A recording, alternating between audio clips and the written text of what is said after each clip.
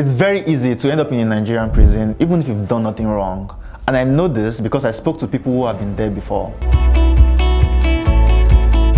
The first time I ever looked at Nigeria's prison statistics, I noticed something very shocking. Only 3 out of every 10 inmates had been found guilty by a court. This means 7 out of every 10 inmates in prison right now are only there awaiting trial.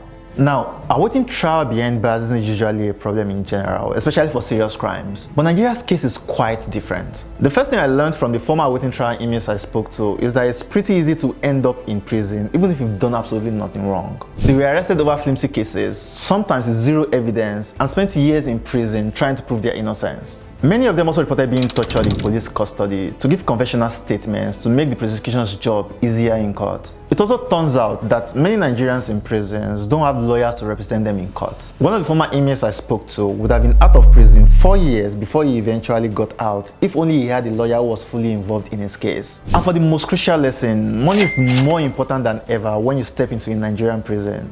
It's central to everything: getting a good night's sleep on a bed, eating food that's not primed to kill you, and even getting out of prison. One of the most pressing problems with Nigeria's justice system is that it is too slow and too inefficient in resolving cases. The obvious consequence of this is that people's lives waste away while they are awaiting trial behind bars. Every day this week on pulse.ng, you will get to read stories of former awaiting trial inmates whose lives were wrecked because they spent years in prison over cases that should never have started. This problem should not be allowed to continue to fester.